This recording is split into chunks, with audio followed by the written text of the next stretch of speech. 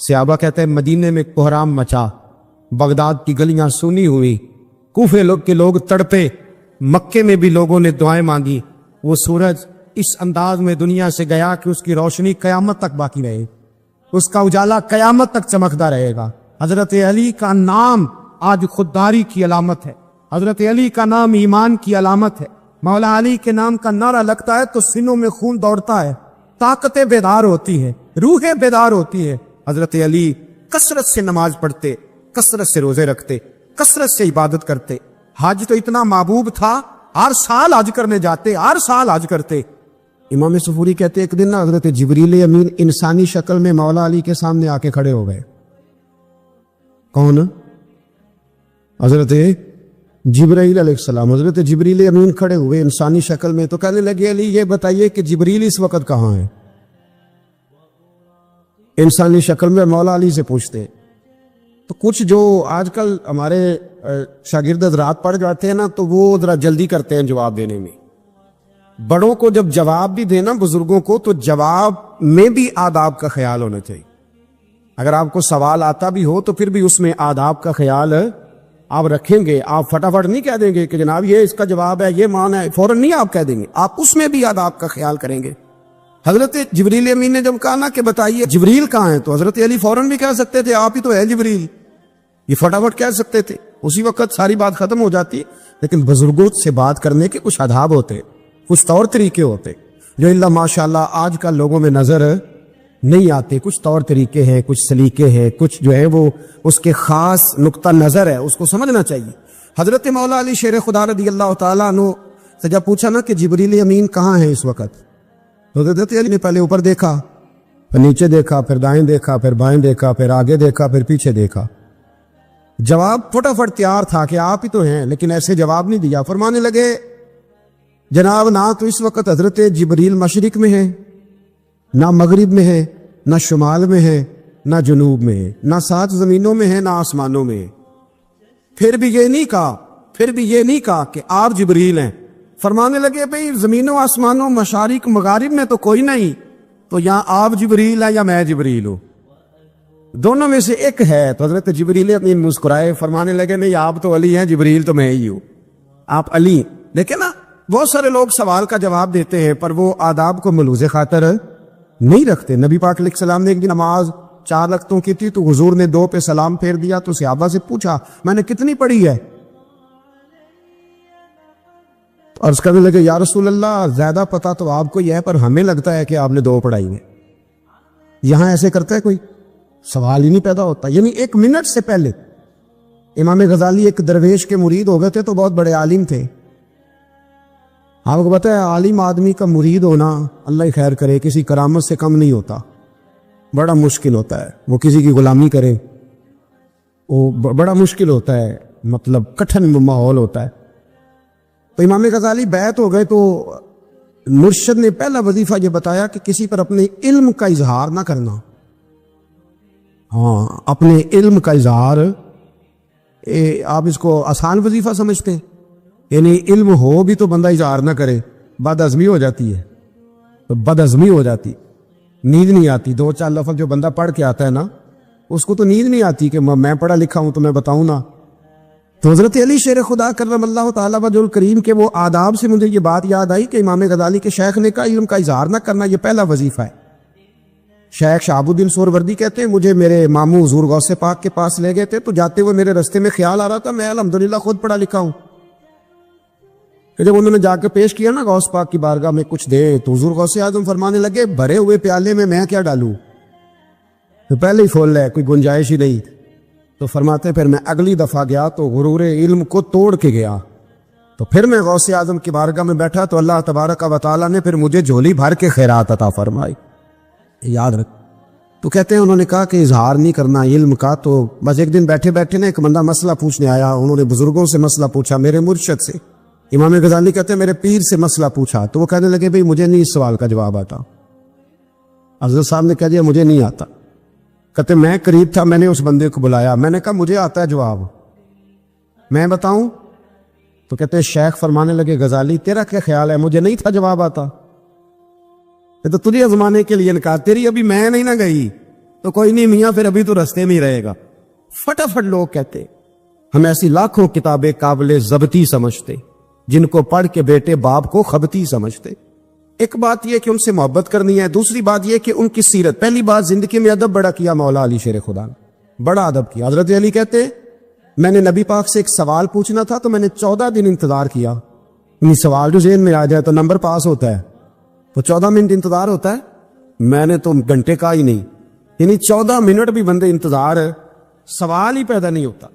اور اگر پیر صاحب فون نہ ریسیو کرے تو وہ متکبر ہے, اگر وہ فون نہ اٹھائیں تو پھر یہ ہے کہ اب دین کی بات کس سے پوچھے جی ہم, پھر ہمارے پاس فلسفہ ہے. کہتے میں نے 14 دن انتظار کیا. کیا؟ مولا علی فرماتے میرے دل میں خیال تھا کہ کوئی اور آ جائے اور جو میں بات پوچھنا چاہتا ہوں وہ نبی پاک سے پوچھ لے, وہ حضور سے پوچھ لے تو میرا بھی چلو معاملہ بن جائے گا.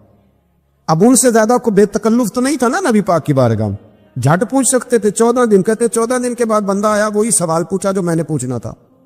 پھر کہتے حضور جواب اسے دے رہے تھے اور دیکھ میری طرف رہے تھے. جواب اسے دے رہے تھے اور توجہ حضور کی میری جان. ایک ان کی زندگی میں ادب بڑا ہے. دوسری بات یہ کہ گہرا علم ہے مولا علی کا. ہمارے ہاں لوگوں کے پاس علم ہوتا ہے, اللہ ماشاءاللہ بڑے بڑے اچھے علماء ہیں, لیکن بعض جگہ پہ علم بڑا سطحی سا ہے, سطحی سا. یعنی ساری زندگی جس بندے نے علم پڑھا ہے وہ گہرائی تک نہیں اترا, یعنی اس پر عمل نہیں کر سکا. تو اگر میرا علم مجھے نفع نہیں دے رہا تو میرا علم کسی کو کیا نفع دے گا. حضرت علی کا علم گہرا تھا, سیانہ علم تھا, گہرائی والی بات کرتے تھے, بڑی سوچ سمجھ کے فیصلہ کرتے تھے اور بڑے زیرک تھے, دانا آدمی تھے حضرت مولا علی شیر خدا رضی اللہ. اور آپ کا فہم و فراست نرالا تھا. ایک شخص نے کہا جی میں نے ترس کھا کے ایک عورت سے شادی کیا, وہ بوڑھی تھی, ترس کھا کے نکاح کیا. میں جوان, وہ بوڑھی ہے, پر میں قریب جاتا ہوں تو مجھے پتہ نہیں کیا ہوتا ہے. وہ بڑی جگہ پہ گیا ہوں پر میرا مسئلہ نہیں حل ہوتا, حالانکہ وہ لاوارث تھی اور شادی نہیں اس کی ہو سکی. تو حضرت علی شیر خدا فرمانے لگے بی بی کو میرے پاس لا. عورت کو لا, وہ لائے تو آپ فرمانے تیرا نکاح نہیں ہوا. کہنے لگی نہیں. فرمایا سوچ لے, چپ کر کے. فرمایا کوئی گناہ کیا؟ خاموش ہو گئی. کہنے لگی میں نے میرا آغاز تھا جوانی کا تو میں نے ایک ناجائز بچہ پیدا کیا تھا, پھر اسے پھینک دیا, آبادی میں پھینکا. تو حضرت علی شیر خدا فرمانے لگے یہ تیرا وہی بچہ ہے.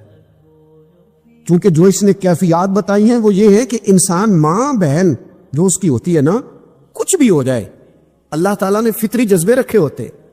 تو وہ کوئی حیوان ہو تو بات الگ ہے, اگر انسان ہو تو وہ مطلب انسان ماں کے سینے سے لگ بھی جائے تو اس سے شفقت کا رنگ تو نظر آتا ہے, لیکن اس کے اندر وہ جذبات پیدا ہو سکتے نہیں. بیٹی سینے سے لگ جائے تو وہ والے جذبات اس میں آتے. حضرت علی شیر خدا کا علم بڑا باریک.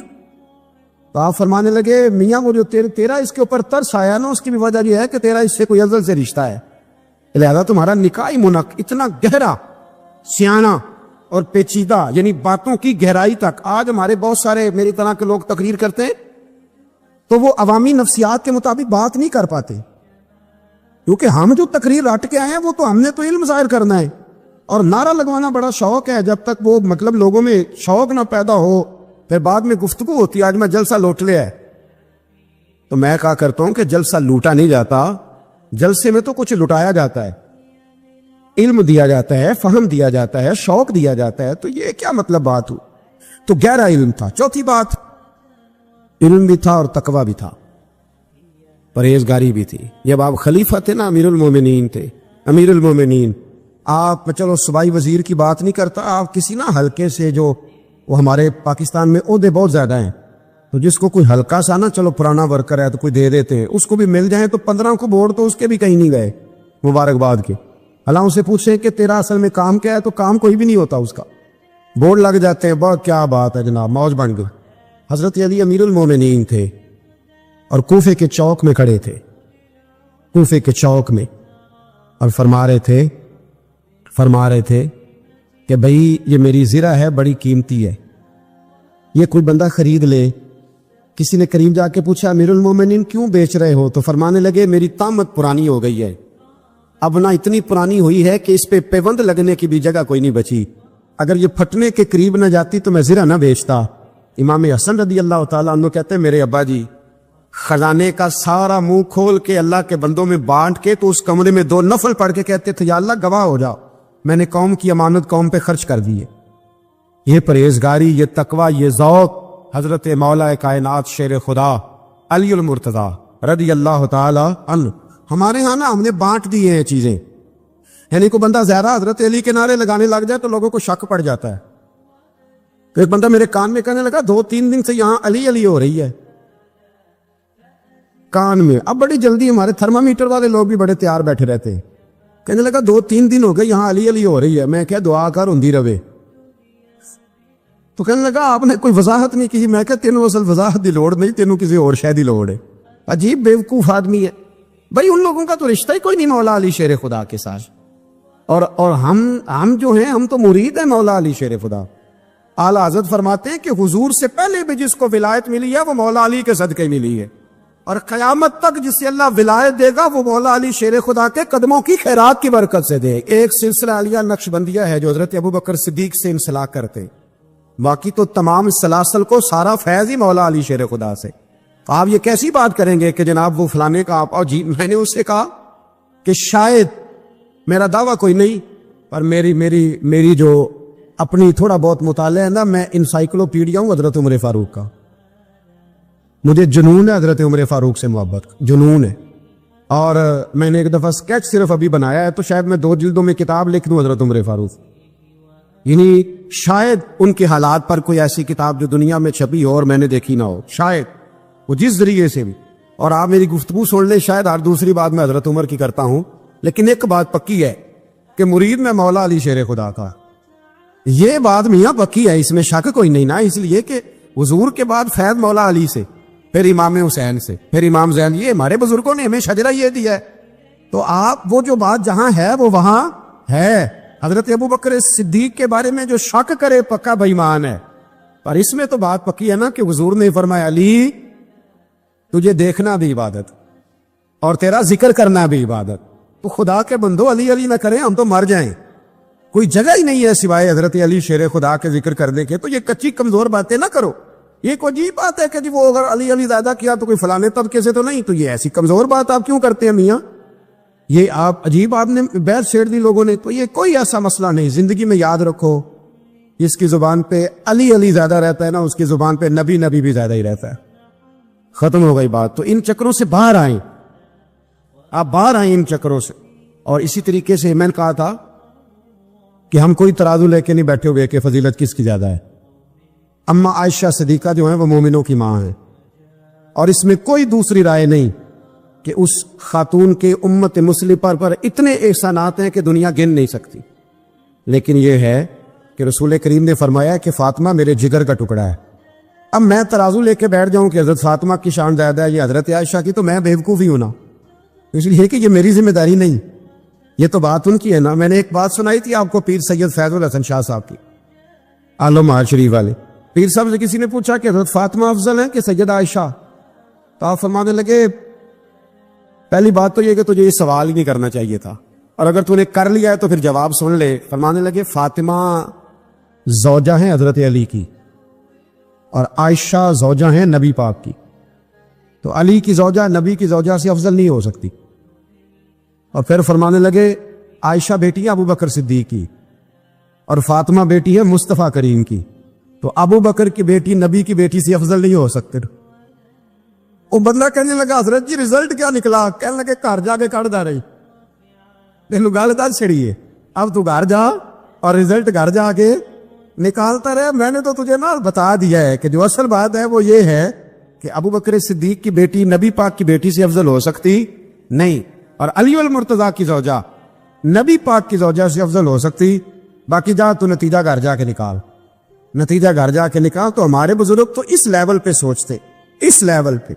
حضرت عائشہ صدیقہ رضی اللہ تعالیٰ عنہ اگر گھوڑے پہ بیٹھتی تھی نا تو مولا علی لگام تھام لیتے تھے، ماتے تھے یہ ماں ہے مومنوں، یہ ماں ہے مومن. آپ کیا بات کرتے؟ حضرت عمر فاروق کو کبھی حضرت عائشہ بلا لیتی تو کانپتے ہوئے حاضر ہوتے. ماں ہے مومن. کچی باتیں چھوڑ دے، عشق کرے تو کھول کے کرے، ڈال ڈر کے نہ کرے. میں نے درجنوں تقریروں میں کہا کہ منقبتیں لکھو حضرت صدیق اکبر کی بھی، حضرت عمر کی بھی منقبت لکھو، حضرت عثمان کی بھی لکھو، اور ہم سنتے ہیں الحمدللہ وہ ساری. لیکن میرے بھائی یہ یاد رکھیں، اس میں کوئی شک نہیں، ان کی عظمت، شان، فضیلتیں وہ بلندیاں ہیں، ہمارا یہی عقیدہ ہے، اور الحمدللہ ہماری نسلیں بھی اسی پہ قائم رہیں گی. ہم انہیں نسلیں مانیں گے ہی تب کہ خلفائے راشدین کی جو خلافت کی ترتیب ہے وہی فضیلت کی ترتیب ہے. لیکن میاں یہ بھی تو ہے نا کہ جس کا جو مرشد ہو نا، اسے وہ بہرحال دوسروں سے افضل جانے گا تو فیض پائے گا، وہ جانے گا. تو اس لیے نظریہ ہمارا یہی ہے کہ وہ خلفائے ثلاثہ، حضرت مولا علی شیر، اور حضرت علی کا اپنا فرمان ہے. آپ فرمایا کرتے تھے جس نے مجھے ابو بکر صدیق اور عمر فاروق سے افضل کہا، میں اس سے مفتری کی سزا، جھوٹے کی سزا دوں گا، اسے کوڑے ماروں گا، کوڑے ماروں گا. وہ جھوٹا ہے جو مجھے ابو بکر اور عمر سے افضل کہتا ہے. تو ان کی تو اپنی بات، اور میں نے وہ بڑی تفصیل کے ساتھ ایک دفعہ عرض کیا تھا کہ حضرت علی تو خود ممبر کوفہ پہ بیٹھ کے بتایا کرتے تھے کہ اگر میرے جیسے بہادر سے پوچھو گے بہادر کون ہے تو میں ابو بکر صدیق کا نام بتاؤں گا. تو اس لیے مطلب اب ہم سہم جائیں فٹافٹ کہ فلانا نہ ناراض ہو جائے. تو بھئی جب ہم درجنوں جمعے حضرت صدیق اکبر پہ پڑھاتے ہیں اس وقت تو نہیں نا کسی کو ٹینشن ہوتی. جب حضرت عمر پہ پڑھاتے ہیں، حضرت عثمان پہ، تو ویسے بھی بندوں کو جواب دینے کا اگر انسان مزاج بنا لے تو کس کس کو مطمئن کرے گا. یہ تو 4 ادھر نکل جاتے ہیں تو 15 ادھر نکل جاتے ہیں. آپ ذہن اللہ رسول کو جواب دینے کا بنائیں. حضرت علی شیر خدا فرماتے ہیں، بخاری مسلم میں فرماتے ہیں، مجھے قسم ہے اس ذات کی جس نے زمین چیر کے دانہ پیدا کیا ہے